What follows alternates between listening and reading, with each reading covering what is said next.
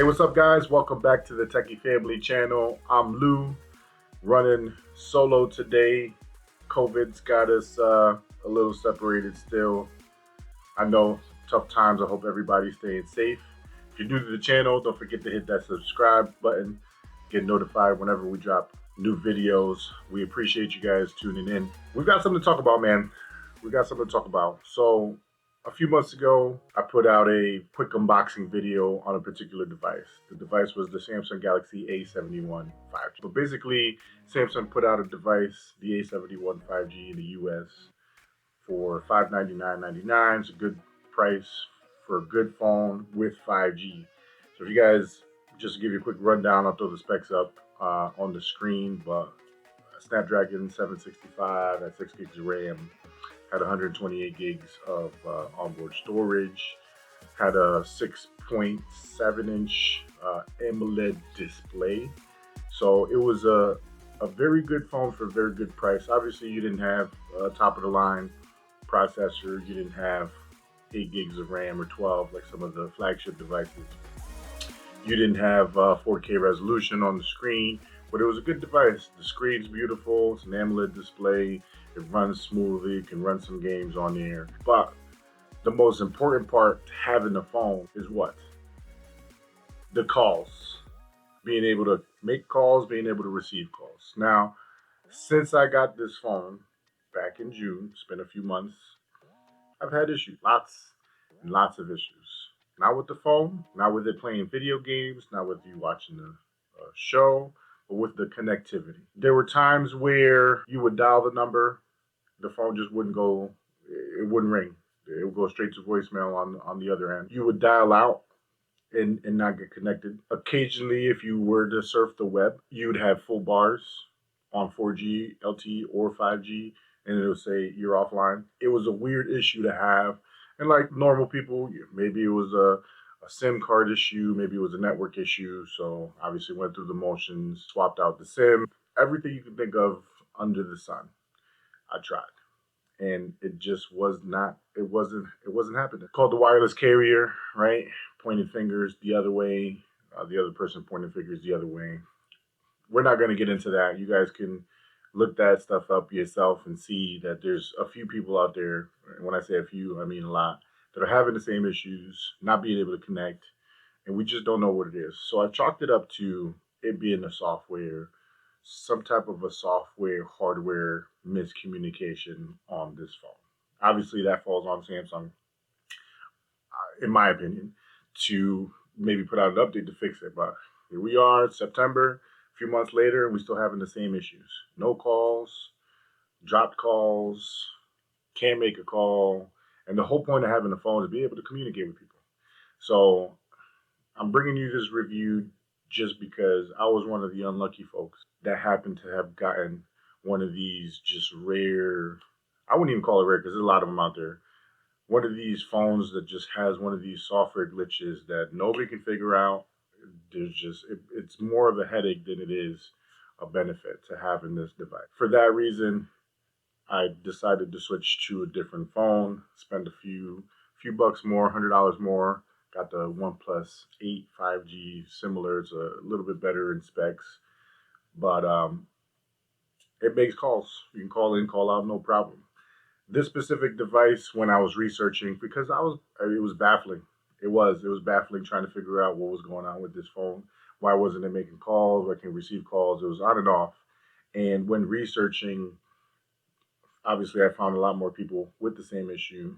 The carrier has a compatibility checker for devices if you were to bring them to that particular carrier. And interesting enough, when you would put in the serial number, the IMEI, into the compatibility checker, it would say it doesn't have the necessary components to run on that carrier, but it's being sold by that carrier. And then when researching further, those specific components, when somebody would run the specs or the software and hardware specs on the phone, it was incompatible. So there's something going on, miscommunication between the carrier and the manufacturer, where this phone, for some people, just does not have that solid connection where it's stable. You can make calls, receive calls, send text messages. Just not a reliable phone. In this day and age, you need to be able to know that if in case of an emergency, if you want to dial out to somebody, your phone's got to be able to do it. That's what you got a phone for. So for this particular reason, and like I said, I was unfortunate in the particular device that I received. It is known out there. There's a few other people having the same issue. I do know people that have the same phone that don't have the same issue. But do you want to take that chance? Is that a toss up? Is that something that you're willing to risk? In my opinion, I wouldn't even bother. I'm just gonna go ahead and on to the next one. Now they did release a smaller, similar version to the A71, the A51 5G, which is a little bit less expensive. Obviously, not as big of a screen. Haven't heard any issues with that particular device. There's other options out there if you're looking for a 5G device. Unfortunately, this particular one is just not it for me. It really isn't. It's not it for me. So, if you're looking for something that's reliable with 5G, the A71 5G shouldn't be on that list unless you're willing to take that chance to get in a bad device. If you want to go through, grab it, go through the return policy, bring it back, exchange it for the same one, have the same problem, have to go back to the store, tell them, hey, it's the same problem. Then they look at you like you're crazy. Like, wait a minute, the phone's working here. They make a call because it's connected to Wi-Fi. You're good to go. They send you home, you take it home. You miss a call, somebody calls you, your girlfriend's mad at you because you're not picking up the phone. Then you got to go through a breakup. Then you go back to the retailer and be like, yo, you cost me my relationship. They look at you even more crazier. And you're like, okay, well, let's exchange it for the same phone. And then you go back and you get the same problem. And you lost a girlfriend. That's not cool. That's not cool. But anyways, here's my take on it. You take it as you will. This is just my experience, my personal experience with this particular phone. Obviously, I am switching this bad boy out. We are going with a different device. We are not taking the chance. In case of an emergency, we need to make a call. This is not reliable. So, you take it how it is, people. I warned you.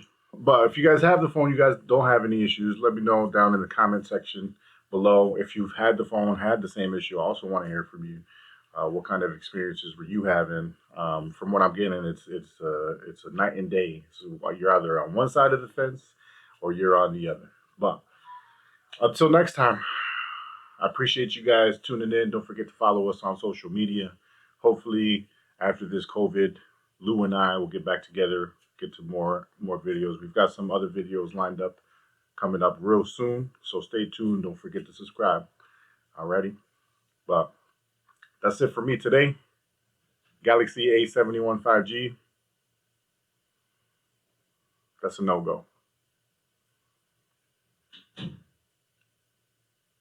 A no-go.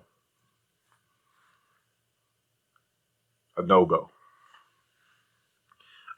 Hell no. I don't think so. Nah. No shot. Maybe next time. Really? Seriously? Okay, I'm done. All right, guys. My name's Lou. Appreciate you guys tuning in. Until next time, this is Techie Family. Over and out. Peace.